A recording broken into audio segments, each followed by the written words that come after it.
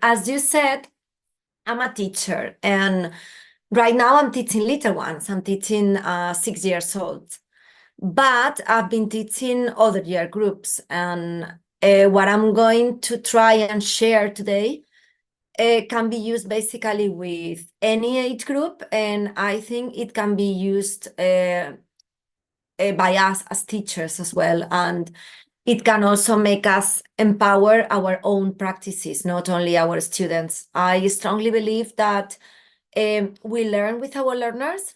So I never say I'm teaching them. I say we are learning together. So I have divided my session in three parts.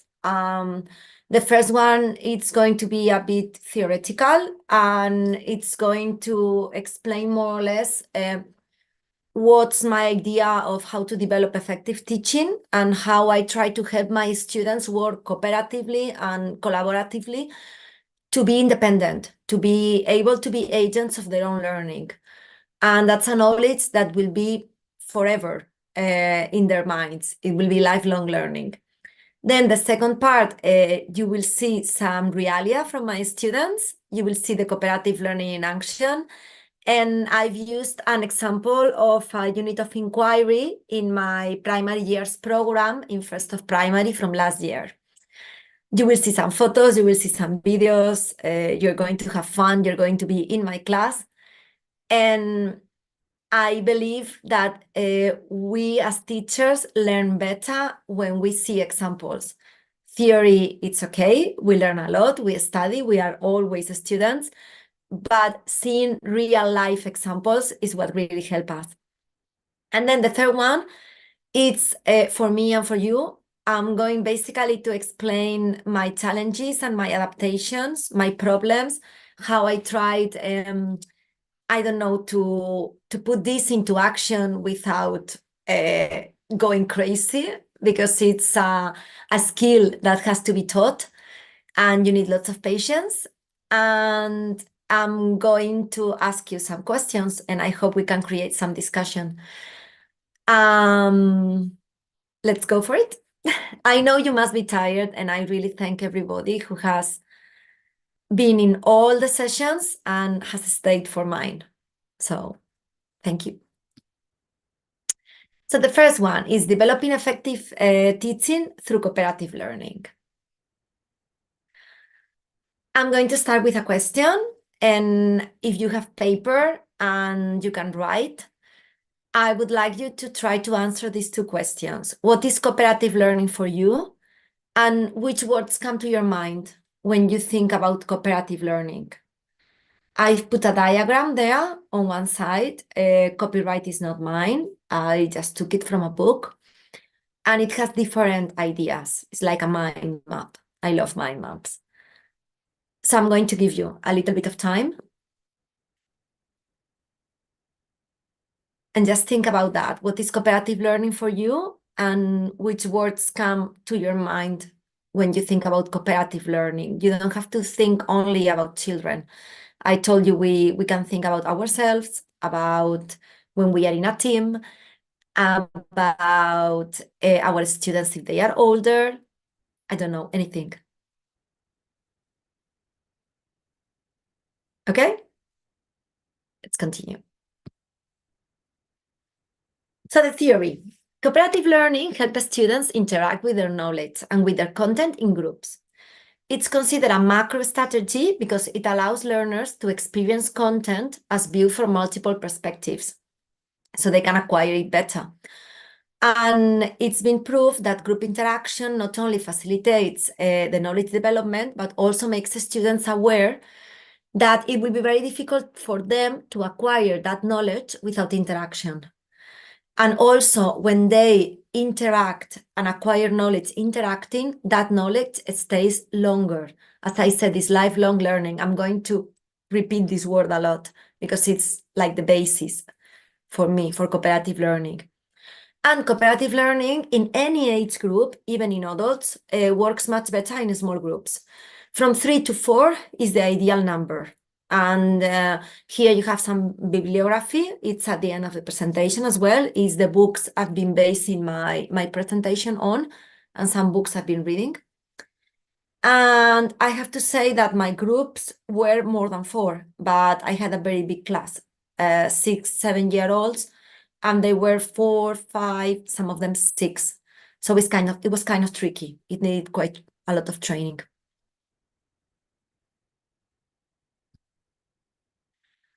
Here, I've put 2 of my favorite things in this world, which are sketch notes by the author Trevor Mackenzie. I don't know if you're familiar with him.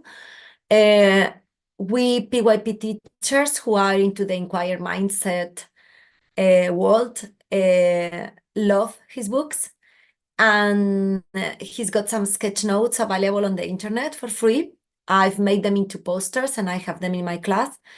And I've taken these 2 as a backup of the presentation and also for some inspiration for you. One of them is the types of student inquiry, which is a swimming pool. It's quite visual, it's amazing. And then the other one is the inquiry teacher. So I just wanted you to look at them. You can take your time and taking into account what it says about how inquiry teachers have to be and the types of student inquiry. What do you think the teacher's role, our role, could be in cooperative learning? You know, inquiry teachers are passionate. Mohammed said that I'm very passionate about my work, and I think it shows because I'm here on a Saturday afternoon like you are, so we are all passionate. Inquiry teachers are playful. We know our students. We review and revise. We don't have problem changing. We teach slowly. We teach at the student's path. We go from the outside to the inside. And then you have the types of student inquiry, which is what I will focus on later. Structured, you're watching them. You're not letting them swim because they are not ready. Controlled, you're guiding them, but they are controlled. They have something to hold on to. Guided, you're outside the swimming pool and you're just observing them. And then free, they can do it alone. That would be the process of cooperative learning for me as well. That second poster, the swimming pool one. So keep that one in mind. And message me later. I will put the link in the chat for the sketch notes. And as I told you, there's lots of them and they are really useful and really inspiring for teachers. So this is the important bit of the theory I will focus on. When we are talking about cooperative learning, we need to be really structured. We need to keep a structure and we need to be clear with the students. Doesn't matter the age they are, because this is a process. This is a process that has to be learned. And if it's learned properly and with patience, it will work. If not, it will be a disaster. You have to establish a structured work and clear student roles beforehand. And also, you have to give them a common goal. Cooperative learning and group dynamics have to be trained, as I said before, and you have to work them day after day. You don't have to lose your patience. You have to be consistent. And then grouping and regrouping children or students is essential. And you can group and regroup them using several techniques. I will focus first on student roles. I've put here some cards, examples of cards that are by a little book by Kath Murdoch and Jenny Wilson, which is called Helping Your Pupils Work Cooperatively. It has lots of techniques.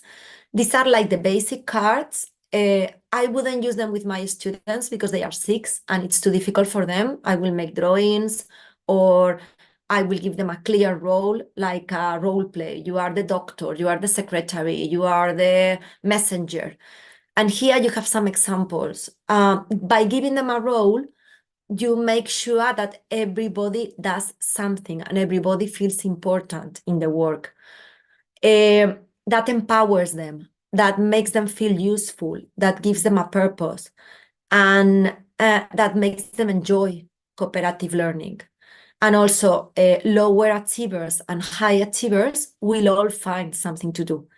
They will feel valued and they will feel taken into account. Grouping and regrouping. Why? Because if they are working in the same group, let's say for a whole academic year, they tend to choose the same roles over and over again. And maybe some people will take a comfortable position and just do what they are best at and not progress in their learning. How can you group and regroup them? Different ways. By age, from the younger to the oldest in months. By choosing color sticks, by choosing papers, by alphabetical order. I don't know. There's a million techniques.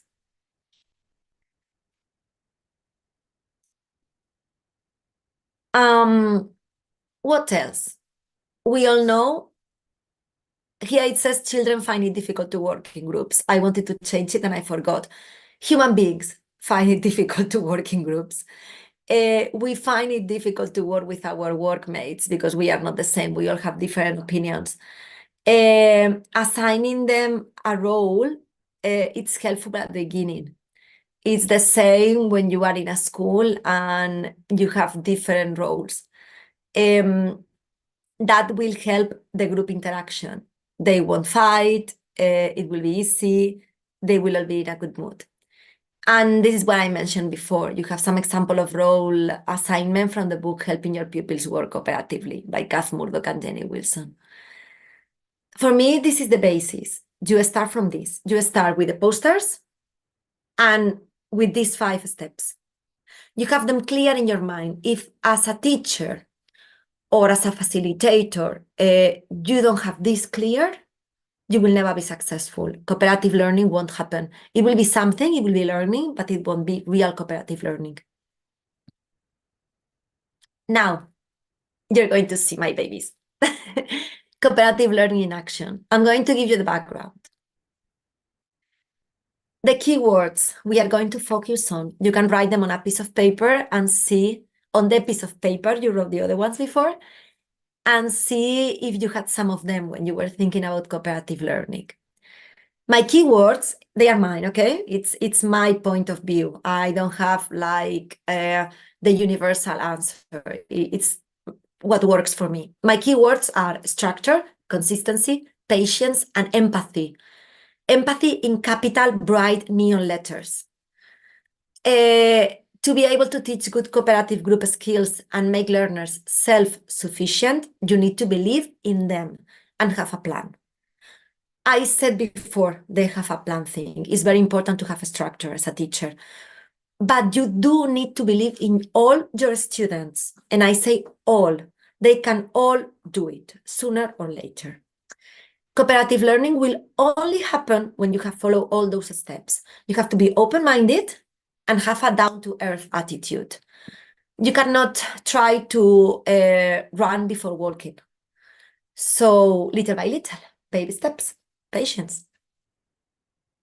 Write them down: structure, consistency, patience, and empathy.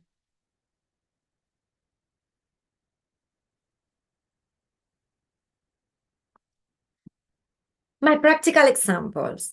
Unpacking a unit of inquiry, basing it on cooperative learning. This unit was completely based on cooperative learning. We do 6 units of inquiry per year in my school. As Mohammed said, it's an international school. We have the primary years program. We are an IB school. And from the 6 units of inquiry, 3 are based on cooperative learning, 3 of my units. So the context is PYP first of primary, 6-year-olds, non-native speakers. It's a bilingual, it's an international school, but it's not a British school or a school with lots of children whose first language is English. So some of them speak it a little, some of them don't speak it at all because they are new, some of them are native, some of them are bilingual. It's an interesting mix. The first step of this unit of inquiry was a whole school collaboration. We were studying systems, and I told them that the school was full of systems and they had to investigate. So as a whole class, we went around the school asking people. In this picture, you can see my coordinator, my primary coordinator, in her room answering the questions of the children because they were asking her why the school was a system. Because when they thought as a system, they thought about solar system, for example. So we wanted to open their minds. And she was explaining how the school is a system because it has a headmaster or a director, then it has the coordinators, then the teachers, the students, the parents, the kitchen staff, and so on. So the first step was a whole class group. Here you can see my friend who teaches Spanish explaining the same, why Spanish is a system, why a language is a system. And after a little brainstorming about how many systems were at the school or we had discovered, the cooperation started. They had to do it as a group, as a class group. I was a guide, my role was guide. And I gave them a brain dump map, and they had to write in each of the color circles one of the systems they had discovered. After this, I had to set up the groups. I didn't let them choose the groups because I set up these groups for the first time, developing cooperative learning for the first time, depending on strengths and weaknesses. So they were balanced groups. And negotiation started, and they wrote down all the information gathered. Before the negotiation started, they had to do this. They had to write down the info, and they had to do a self-assessment. I really like my students to be independent and self-sufficient. So they do self-assessment, both individual and for group work.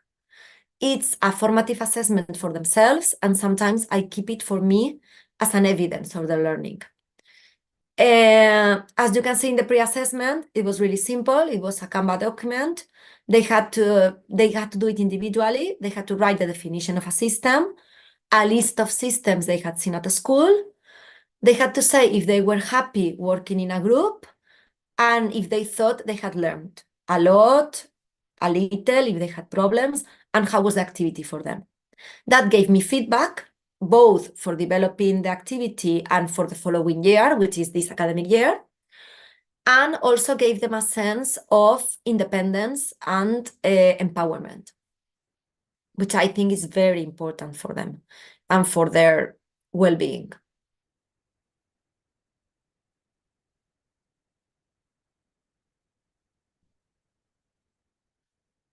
After all of this, we were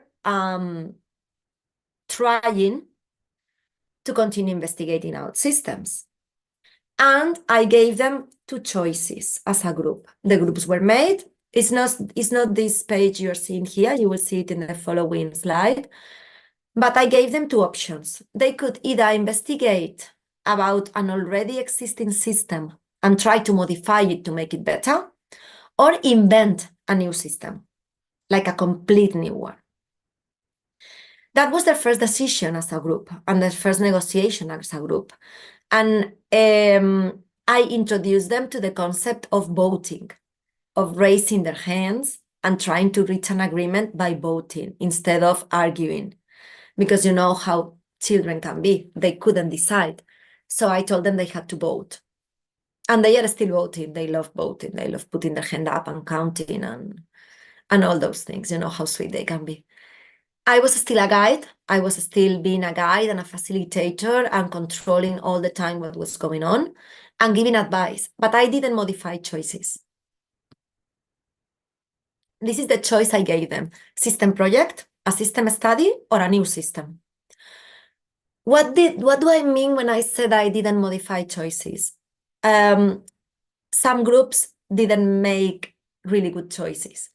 And I knew that they were going to have a hard time. But I didn't want to change their choice. I wanted them to realize. So that's why I said I was a guide and a facilitator, but I didn't change anything.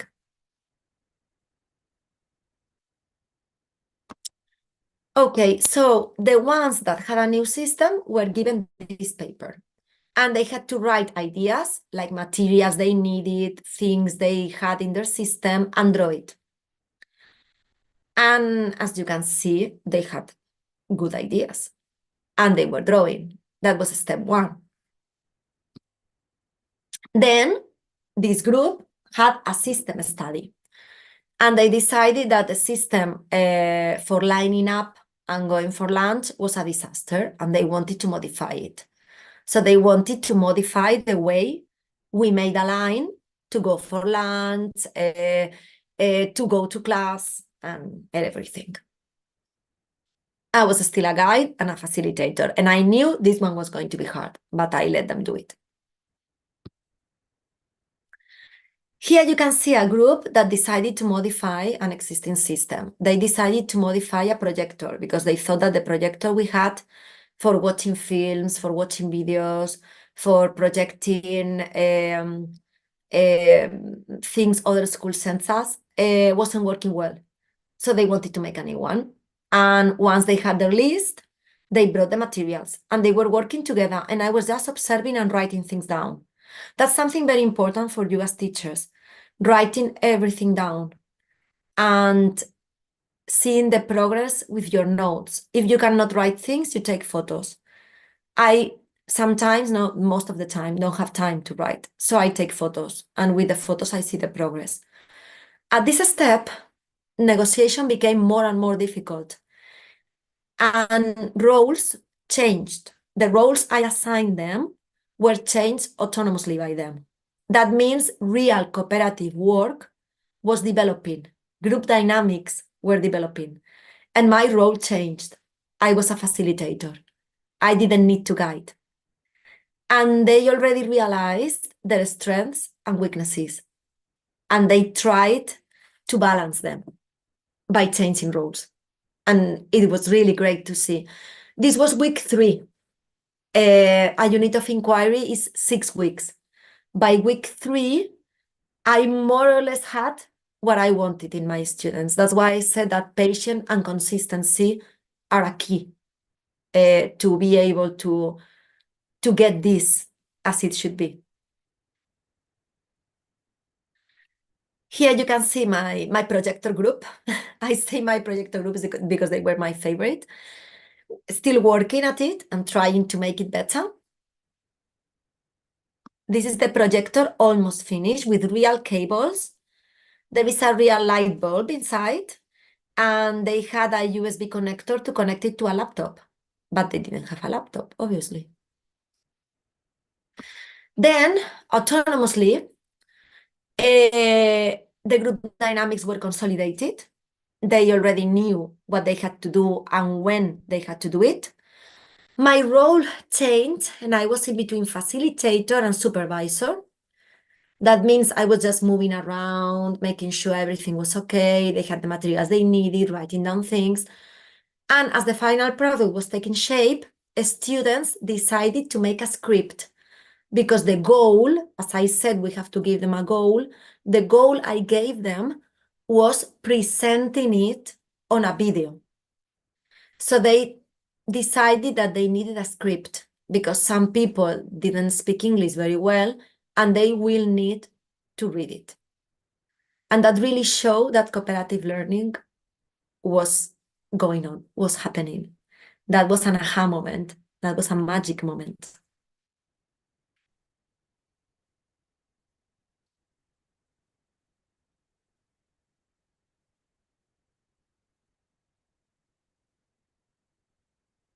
This is a rollator.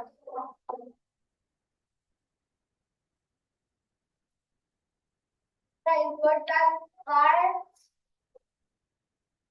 are the lens and the box of the Bluetooth. We It's important. It's important to give this very good class.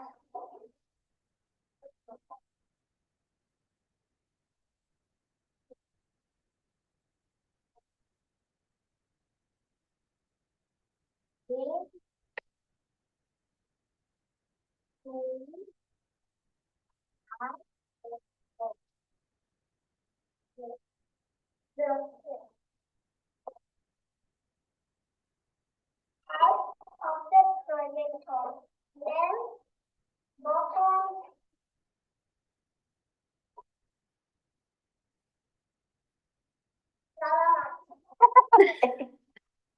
So that's the project? Yeah. Okay, can you show me how it works? Oh.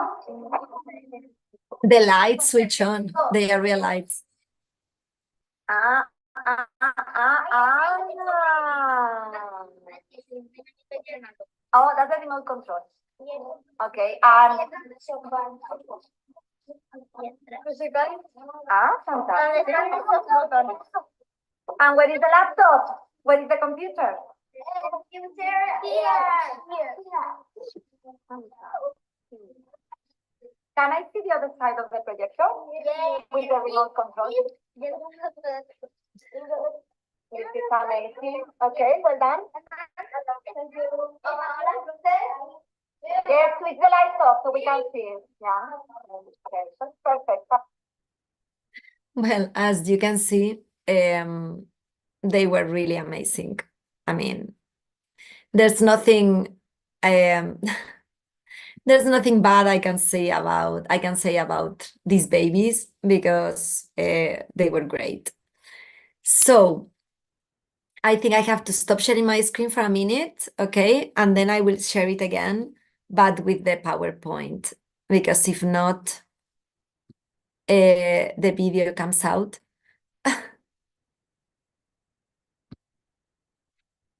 Okay.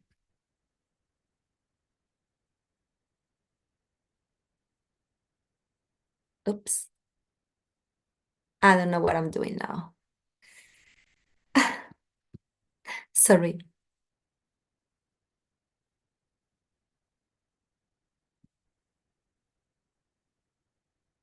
Well, I just, I'm very proud of these babies. What can I say? And this was their first time doing this, their first time collaborating and cooperating. I can share my screen now. And what is important is if you saw it, how they helped each other, and also how the ones that couldn't talk very well were helping the ones that could talk very well were helping the ones that couldn't talk. And one of them said in Spanish, "That's it, ya está. Like, I cannot talk anymore. This is enough." And as they didn't have a laptop, they made one with cardboard. This projector took them 2 weeks to make. It was a really hard work for them. This video was the final formative assessment, and it was their science grade. And these children are non-native speakers, and they did it alone, cooperating and collaborating. Also, then they had to assess their group work. I will show you later how they assess them. But what happens, if we don't have a Pinterest perfect student? What happens if we have students that have problems? What happens if we have students that, because of different reasons, cannot work cooperatively or don't want to? Well, listen to this. There was one group in which I had a child who had issues working with his friends. His friends knew it, and his friends gave him a role. His friends gave him the role of being the speaker because he's native. He's from Ireland. And they knew he wouldn't like to work with them. So the only thing he had to do was writing the script and presenting the project.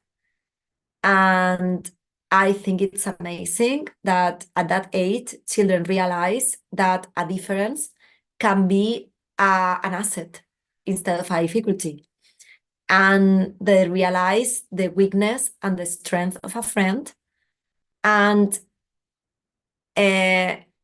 cooperating can do things that some adults cannot do.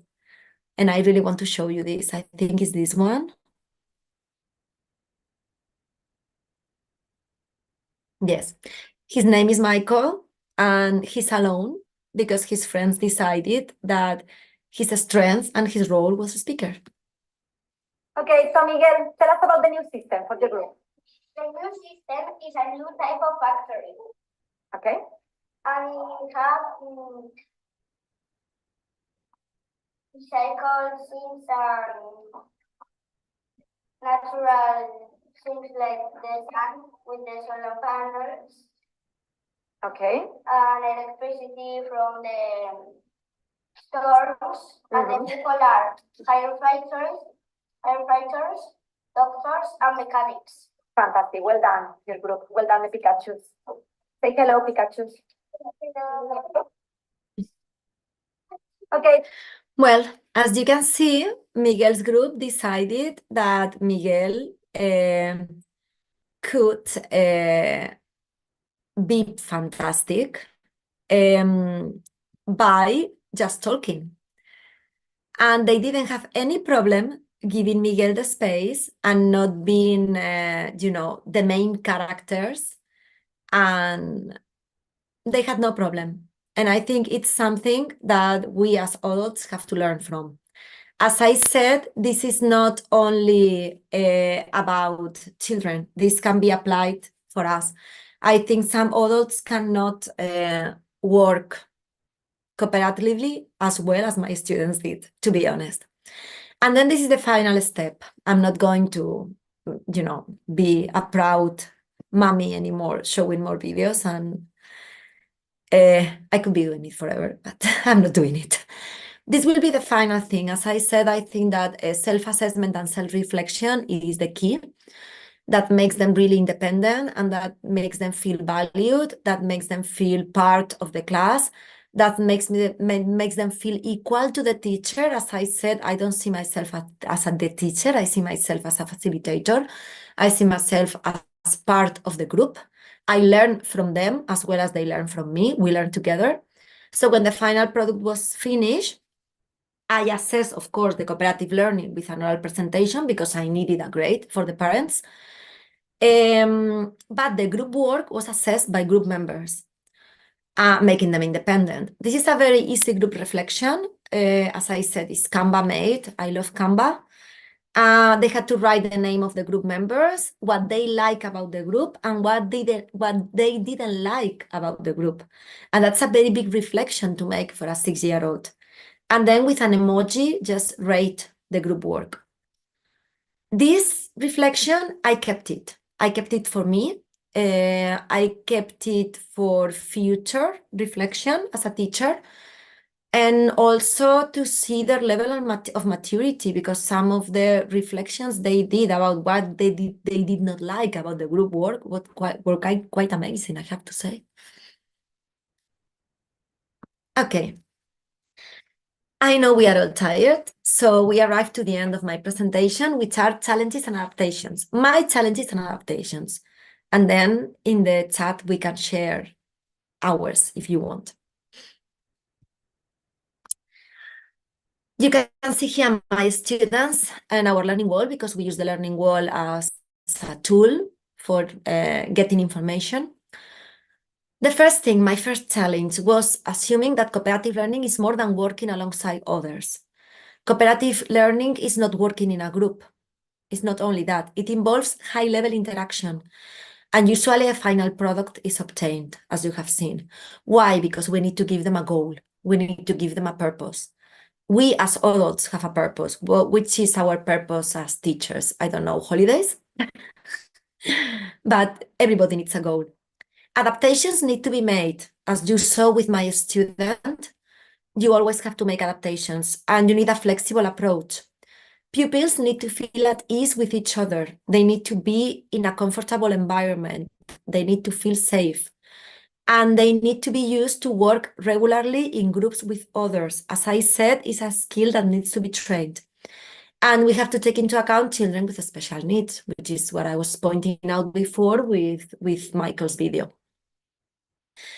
And as I said at the beginning, patience and consistency. I know I've said it a lot, but I'm not patient in my life, but I'm very patient with my students and I'm very consistent and structured. The role of the teacher is very important to attain successful cooperative learning. If you don't have your role clear, if you don't have the progression of your role clear, your students will notice and they won't get their goals.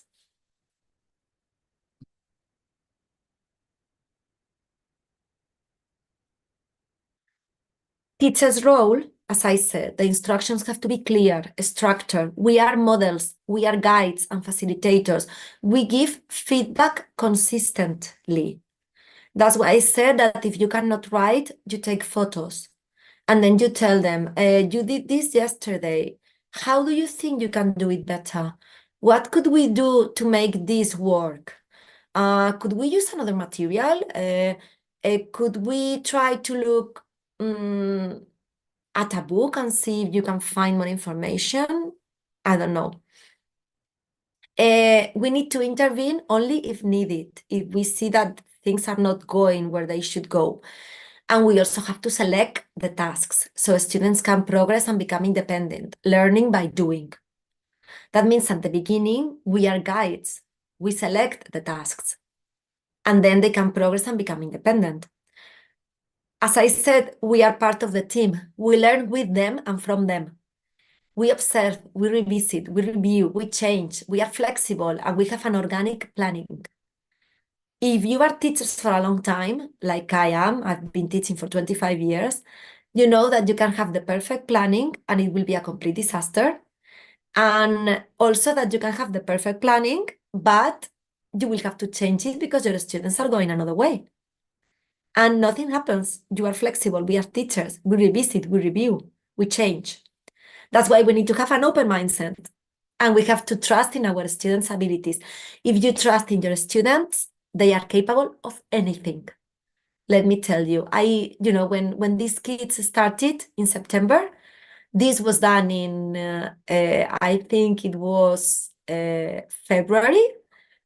And in September, I wouldn't have thought they were capable of this. And I trust in them as they trust in me as a teacher. So that's the first thing. The first thing is trust. Trust and be safe and be confident. Now, your experience. It's time to talk in the chat if you want or make questions. What have been your challenges? What have you adapted?